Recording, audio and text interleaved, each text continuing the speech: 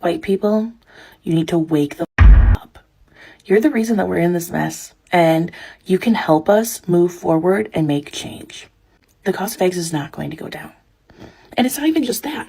The cost of everything is going up. I don't think y'all realize how much we depend on Canada and Mexico to keep our country running and to make sure that we are getting the nutrition and the supplies and everything that we need necessary to actually have happy, healthy, productive Americans. Did you know we get 60% of our produce from Mexico? It's not because we're outsourcing it for cheaper labor. That is not why. It is literally because most of our climates in the United States cannot support growing produce 365 days of a year. Because they have a warmer climate, they have better soil for those warmer climates, so they're able to produce those things 365 days a year.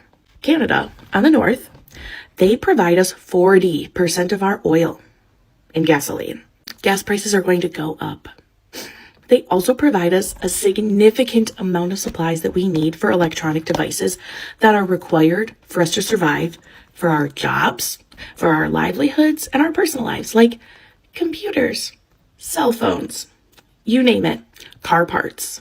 I don't think you all realize the damage of what you have done until you will go to the grocery store, until you go to a Walmart, a Target, an Amazon, and things that you were able to afford and buy before, we will no longer be able to afford anymore.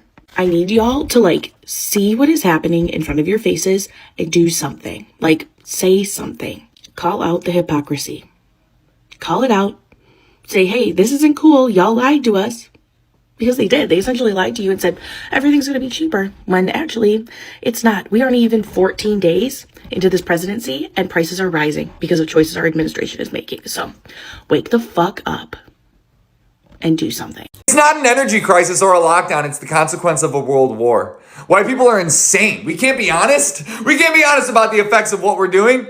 Unbelievable. Black people told us that racist people were bad across the board, but we didn't believe them because we didn't want to change the way that we thought about our parents. But we thought Donald Trump was just going to steal from black people. We thought he was just going to allow Latinos to get raped. But now the violence is up for women all around the world. White people are like, oh, wait a second. Now the boomers are like, wait, we have to go back. We're insolvent. Okay? Donald Trump is up $4 billion and the country is insolvent. White people are like, man, we made our fucking kids our servant class for nothing? What the fuck was the 400 years of slavery for? Why did we steal all that fucking land? The irony, though, of all these baby boomers having to go back to work after they thought that they fucked us over enough so that they could retire is amazing. He stole $4 billion this year. He's up $4 billion. And our whole entire economy is insolvent. And now, his supporters are like, well, why did we abuse our kids? And why do we not have a relationship with our kids, right? We were supposed to retire, and that's how we're supposed to retire, is just cutting them off and not feeling any sort of attachment to them. And that's how the white economy works. But for the first time ever, white people are like, what are all these economists for, right? What are all these scientists for? For decades, the white middle class was seen as the backbone of America. Stable jobs, affordable homes, family vacations, retirement plans. I believe that every generation will live better than the last. But today, that promise is collapsing in front of millions of families. Across small towns, suburbs, and once thriving communities, white middle-class Americans are facing an economic crisis many never imagined could happen to them. Factories are gone, wages are shrinking, debt is exploding, and the cost of simply surviving keeps climbing higher every single year.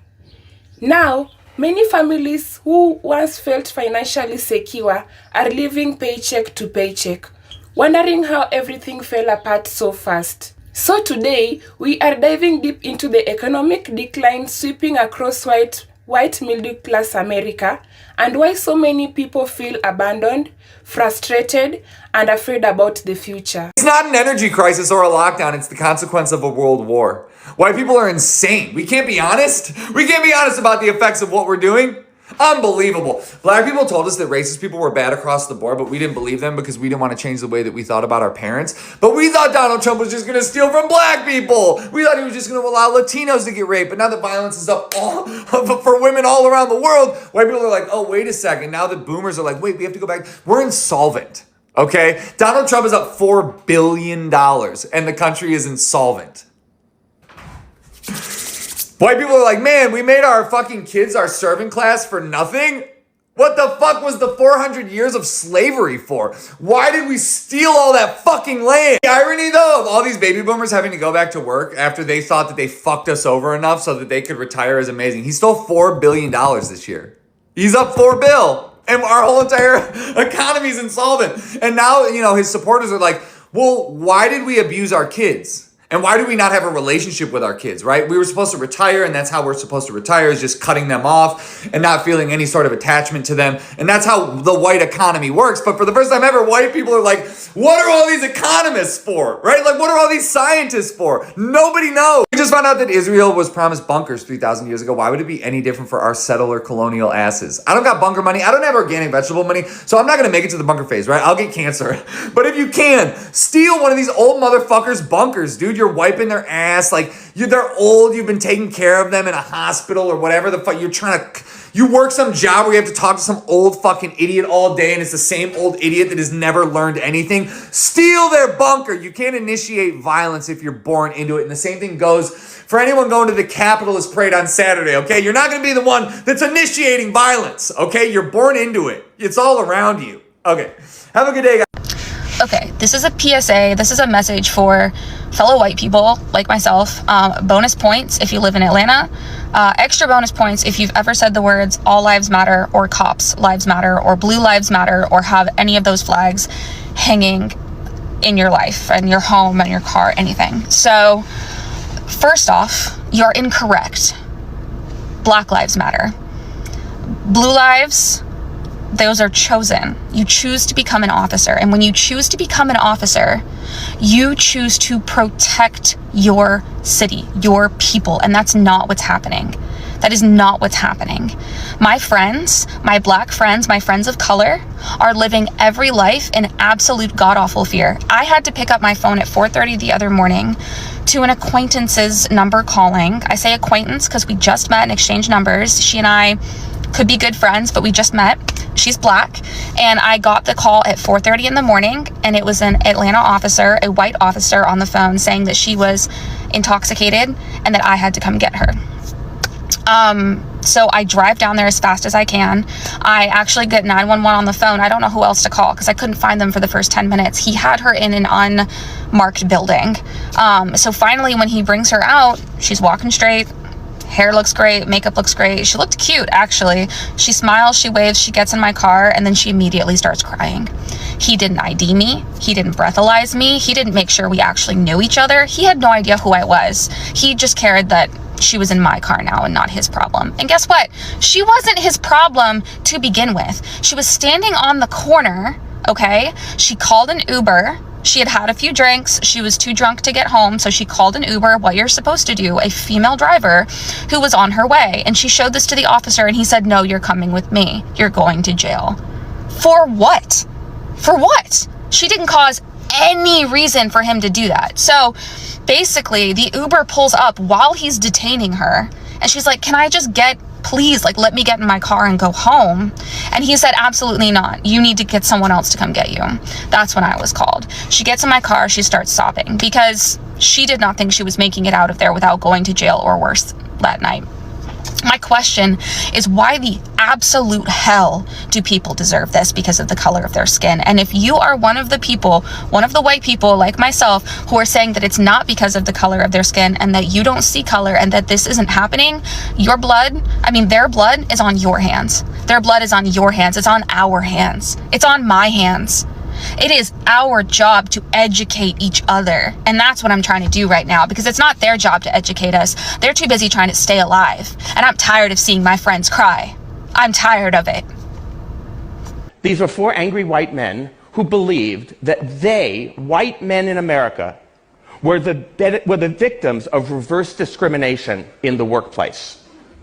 And they all told stories about how they were qualified for jobs, qualified for promotions. They didn't get them. They were really angry. And the reason I'm telling you this is I want you to hear the title of this particular show. It was a quote from one of the men. And the quote was, "A black woman stole my job." And then it was my turn to speak. And I said, I have just one question for you guys. And it's about the title of the show. A black woman stole my job. Actually, it's about one word in the title. I want to know about the word my. Where did you get the idea it was your job? Why isn't the title of the show A Black Woman Got the Job or A Black Woman Got a Job? Because without confronting men's sense of entitlement, I don't think we'll ever understand why so many men resist gender equality. We think this is a level playing field. So any policy that tilts it even a little bit, we think, oh my God, water's rushing uphill. It's reverse discrimination against us. So let me be very clear. White men in Europe and the United States are the beneficiaries of the single greatest affirmative action program in the history of the world. It is called the history of the world. I like that he stopped in the middle of the live stream and said, I don't think you're smarter than this young girl just because she doesn't know the answer, which is true. We forget sometimes when we watch this that they're adults, but they're still students. They're still learning. And I quite like Sam Richards' lectures, but at the same time, they're being indoctrinated by other teachers in these universities 100%. The victim mentality is real. Kids finish high school today and they can't even count properly, but they do know their victimology and their victim hierarchy in society, which is completely wrong, but they think they know it. So I'm glad he does do that, because when you watch the live streams, you can see people kind of attack him. It's like watching the Whatever podcast. If you've ever watched that one, you have a bunch of 18 or 19-year-old, not so bright girls that do corn for a living, like OnlyFans stuff. And you have another guy there like Charlie Kirk or someone else. I've only watched the Charlie Kirk episodes. But you would expect them to not be able to debate or stand up mentally to Charlie Kirk. You would hope that somebody in their 30s or 40s would know more than these young girls, which is the big appeal of the show. But at the same time, you would not want to see a 40-year-old man get owned by a 19-year-old porn person. So when black people like her say this is victim mentality. That's all it is. Like, historically, yes, of course, 100% there was white privilege. You can't debate that. And male privilege. But after, let's say, blacks and women and everybody got the same rights, that's all you can do is give people equality of opportunity. Now, when everybody got the same rights, were white people ahead of the game? 100%. 100%. They had accumulated way more wealth. But you look at it today, not all white people are rich. 6 of the 10 poorest counties in the country are predominantly white people. You look at the Appalachians, quote unquote trailer park white people. All you have to do in America today is work freaking hard, don't end up in jail, finish high school, focus on your education. I don't necessarily mean go to university, but educate yourself, work hard. Preferably if you come from a home with 2 parents at home, you will be ahead of the game. You will be able to succeed. That's what privilege is today in 2024, is coming from a family with 2-parent household that instilled good morals and ethics into you. It's hard to get ahead. It doesn't matter what race you are. Now, going back to saying that white people were, say, in the 1960s, ahead of everybody else, 100%. And today, there's more white people in America than there is any other race, so they have most of the wealth. But at the same time, all you have to do, again, is work hard to get ahead. And let's say you were studying from the 1960s where white people are ahead, but what do you think is going on? Do you think white people are just not working hard? Of course they're working hard, and of course they're busting their ass, so they stay ahead in the wealth game because they were ahead. But in 2024, you can't penalize a white student, for example, with stuff like affirmative action and these critical race theory nonsenses because he didn't have anything to do with it. You don't fix injustices in the past by creating injustices today. So all they're doing is that they're penalizing somebody who looks like people that did a bad thing in the past to give some sort of privilege or advancement to people that look like victims of the past. That's all it is. America is not a racist country. Was it at one point? Absolutely, but it's not today. There's no way that Asians came in as the poorest class in the country and now are the richest class in the country just a few decades later if it's a racist country. And our institutions are not racist. They are not there to advance white people. If anything, if you look at any institution today, it's almost the opposite. They have stuff like affirmative action and everybody's got a DEI sector of their company to try to advance minorities. And if you say like black people are 13% of the population, you looked at the CEO boards across America, you would say that there's a lot more than 13% of black people on them. They're doing good. Black people are overrepresented versus being 13% of the population. You look at commercials, there's a black person in every commercial, sometimes more than white people. So you can't tell me that the system is racist, especially since we had a black president for 8 years, the highest position in the country, and there are no laws out there that are there to advance white people or that favor white people. In fact, the opposite is true when you look at stuff like affirmative action. It disfavors white people in favor of minorities. There are no laws, not one in America, that favor white people over anybody else. You will not find one. It does not exist. And you hear about oh, white males all the time, white males. Tell me then why Asian women are the highest paid class across all genders and races in America, if America is such a racist country. It is not. The black community is behind, and that is a cultural thing. And that is the American black community. Black people that come in from countries like Nigeria or Ghana or even a lot of the Caribbean countries like Jamaica, they thrive, they do well. But they also have a few things that a lot of the black people, American-born black people, don't have, and that is a two-family home. It's going to affect white people even more in the future because the statistics on two-parent households are dropping. More and more white kids are being raised by a single mom or a single dad. Mostly, obviously, a single mom. So that's what a lot of this stuff is.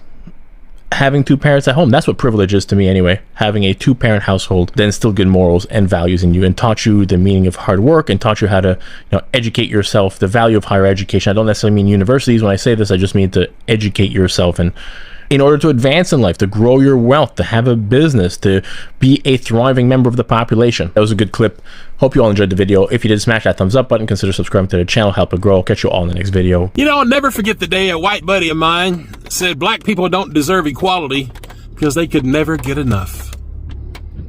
And that's true. White people are actually scared of equality. That's just how racist we are as a people. And it's not just that one person. White culture in general. Probably I would say most white people, when they hear the word equality, they fear that white people will be oppressed because brown, black, and indigenous people might actually get what's fair and just. That's just how racist we are. And we're so obsessed with the idea of not having equality in America for black, brown, and indigenous people that we don't have health care, that we don't have economic equality. We don't have reasonable gun laws. Our liberties are being stripped because we have a fascist, racist, white supremacist regime in office because we are so scared of equality. We're so scared that black and brown folks might become the majority one day. That we had a black president and now we've got to have a white supremacist president. That's how scared we are of equality. That's how racist we are as a people. Go to the fucking root. The root of America's problems. The root of the white man and the white woman, their problems, and America and the world. If you think about it, colonialization, white supremacy, the mentality of white people today, not just yesterday, today, right now, the denial racially, the silence, the apathy, the continuous gaslighting, all that fucking shit. That's ruined us. It's ruined white people, and it's ruining our nation. And whose fault is it? White people's fault. Their inability to fucking fix their goddamn problem. Until we fix white supremacy, everything we try will fail. It's dysfunctional and it's toxic, and Trump and this regime is the perfect proof of all that shit. How we got in this fucking mess? White people's bullshit. White people's racist fucking bullshit. Period. As an American, there are some things that you can truly never fully understand until you leave the United States. I moved out of the United States 2.5 years ago, and since then, there have been moments where certain things happen that completely and utterly break everything that I've ever known. And today, one of those things happened. I'm currently living in Germany, and very recently I just got a part-time barista job. It's completely a part-time thing and just something for me to make some extra cash on the side. And I literally cannot even work more than 20 hours a week per my resident permit. And I haven't even started working yet, but there are some things about this job that have already broken me in a good way. As I'm in talks with the boss trying to get this job, I'm expecting okay, we'll do an interview or something and they can see if they like me or not. And the boss emails me about they don't do like an interview, they do like a tryout day.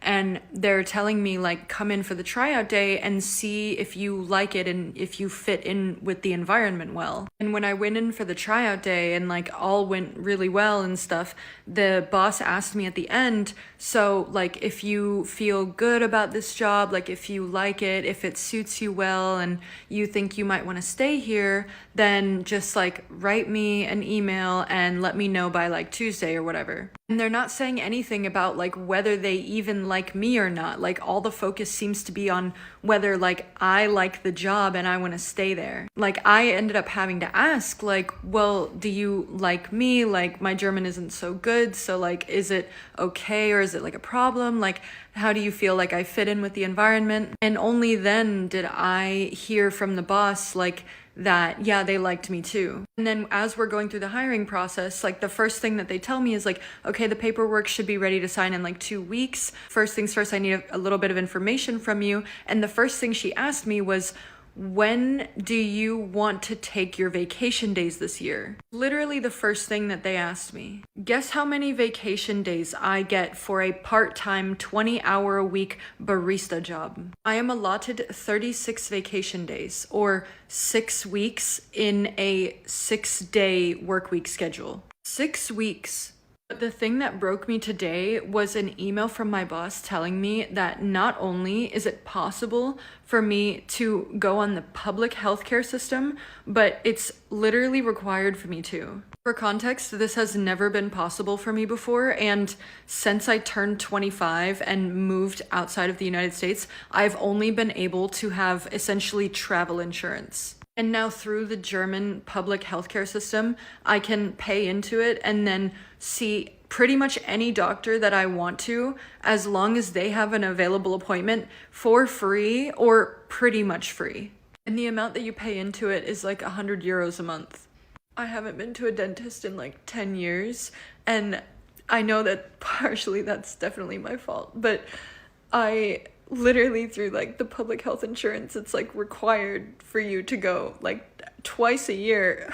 I was like kind of freaking out when I first got the email, and I was like texting my German friends so that they could like help me understand better, and because like I translated it, but I was like, I don't want this to be like a false translation or something and me get my hopes up for no reason. And they were like, congratulations, like, but I was like really overwhelmed by it, and they were like, I don't understand what the big deal is. Like, yeah, of course, anyone in Germany who makes more than like 600 euros a month, they automatically can go on the public health insurance. And they're asking me like, what, you didn't know that? And I'm like, no, I didn't. Like, why would I have even expected that or thought to research something like that? We don't even have a public healthcare system like this. And a 20-hour-a-week barista gig would never give you social safety nets from. Why would I have ever thought to look something like that up? I'm used to a part-time job giving you nothing. I'm used to public healthcare not even really existing. I'm used to things being impossibly expensive. I'm used to things being intentionally made to be as difficult as possible to deter people from obtaining them. I'm used to things being unforgiving and uncaring and unhuman. Like, I can't believe how easy it was for me to obtain the essential care that every human being needs and deserves just by serving a little bit of coffee. Like, of course, you can read and research about other countries, like, as much as possible, but there's some things that you don't fully understand until you leave the United States. I'm so angry and full of grief that our government and our society and media and whoever else has convinced us that the way that we live is normal. This one emotion has collapsed entire civilizations, and it's still being used today. Most people will guess fear, but that's not it. Civilizations didn't fall by war, they fell by emotion. But stick with me to the end, because I'm going to show you how we're going to break this cycle. Because once you see it, you'll never unsee it. And if you think you already know, give it to me in the comments. All right, let's go. In this series thus far, we've been decoding what people call demonic energy, not as entities, but as states of consciousness. And this emotion, this state, is the lowest and the most powerful control frequency ever used on humanity. I'm talking about shame. Did you get it right? We've been referencing the Hawkins scale of enlightenment or the Hawkins scale of consciousness, and on the scale, shame calibrates at 20. It's not guilt, it's not regret. Shame is the belief that you are the problem. Shame is the belief that you're broken. Neurologically, shame shuts down the prefrontal cortex, and it collapses the nervous system into freeze. This lowers immunity, this lowers agency. When humans are in freeze, they don't speak, and they certainly don't resist. Historically, entire civilizations were controlled this way. In ancient Rome, damnatio memoriae, I really tried to say that. Damnatio memoriae erased people from history. It literally translates to damnation of memory. Names were erased, statues were destroyed. To be shamed was literally to no longer exist. In medieval Europe, they had the Scarlet Letters, literally displayed their shame. And they had public stocks and they had the heresy trial. And they did these things as a warning to everyone else watching. Now let's look at today. Public call-outs, cancel culture, spiritual shame, sexual shame. And think about this for a second. Anytime any one of us jumps in the comments to attack someone who doesn't have a shared belief, we are publicly shaming them. We're literally doing the dirty work. And maybe even worse, when you project shame out onto someone, baby, you're bringing shame upon yourself. And knowing that shame is the lowest frequency on the scale, is that really where we want to live? Shame keeps people quiet. Quiet keeps systems stable. And the longer shame loops, the harder movement feels. This is the trap. But shame has a fatal weakness. It cannot survive awareness. The moment you see it for what it is, it starts to dissolve. And this is where courage comes in. You don't reach frequency of courage after healing. It is the choice, the pivotal moment that allows you to move out of the lower ones. Courage is speaking anyway, moving anyway, choosing yourself anyway. With courage, anything is possible. So that's where we're going next. In part 8, we are jumping up to courage. If you made it this far, comment, "I release all shame." And let me know if you're ready for part 8, all about courage, in the comments. Because courage is where ascension actually begins. Activation complete. For generations, the American dream seemed simple. Work hard, buy a home, raise a family, retire comfortably. Especially for white middle-class families, after World War II, economic opportunity was everywhere. Manufacturing jobs paid enough to support entire households. A single income could buy a house, a car, and send kids to college. But over the last 40 years, everything changed. Corporations moved jobs overseas, automation replaced workers, and entire communities built around manufacturing began to disappear. Towns that once depend on steel, coal, auto plants, and farming slowly started dying. Main Street emptied out. Local businesses shut down. Young people left because there were no opportunities.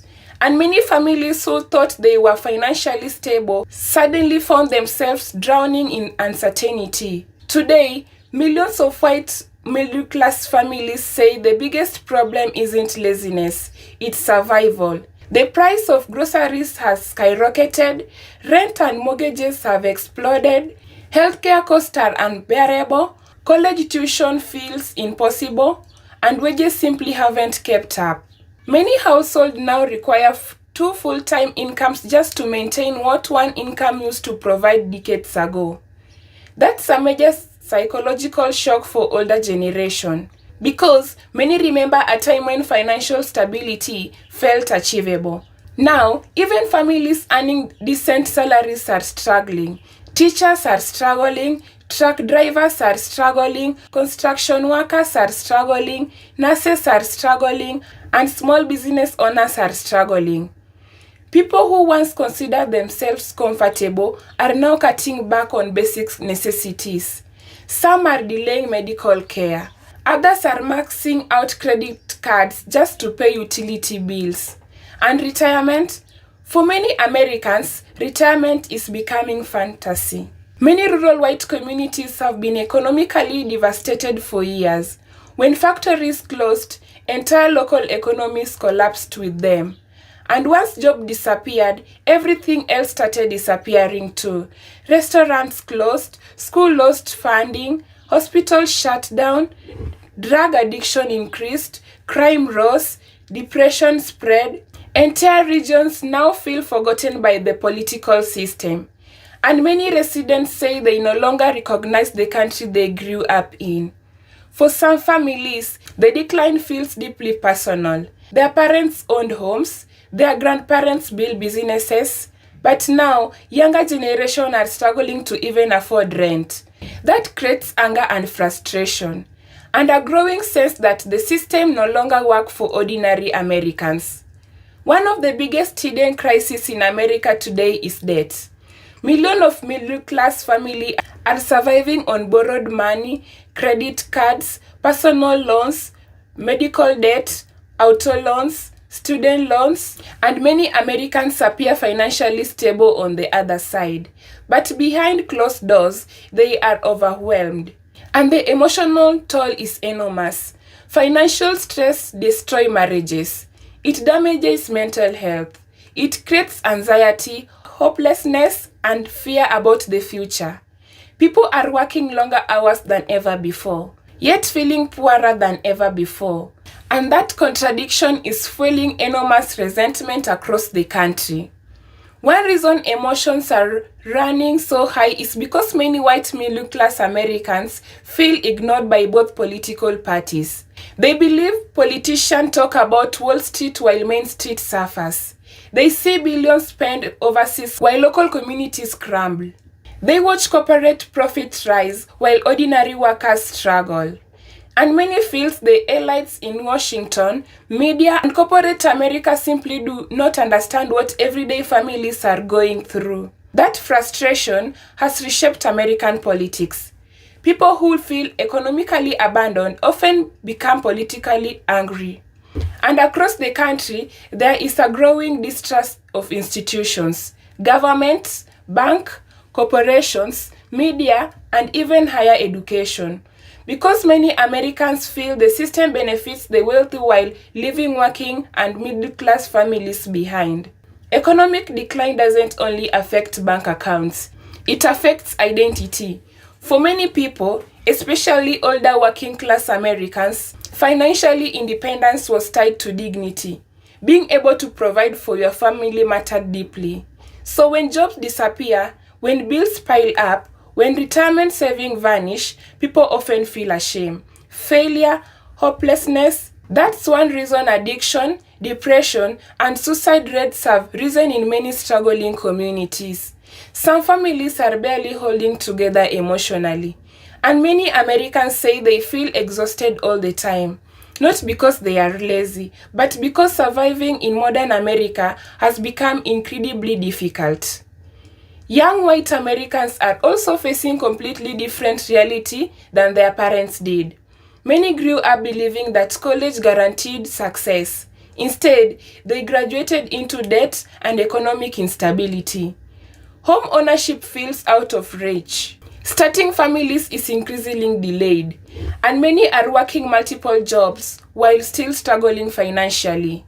For younger generations, the American dream feels more like an illusion. And that generation disappointment is creating enormous culture tension inside families and communities. Parents feel guilty, young people feel angry, and many wonder whether economic stability will ever return.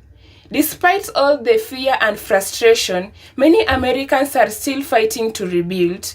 Communities are supporting local businesses, families are learning new skills, workers are demanding better wages, and more people are speaking openly about the economic pressure crushing ordinary households.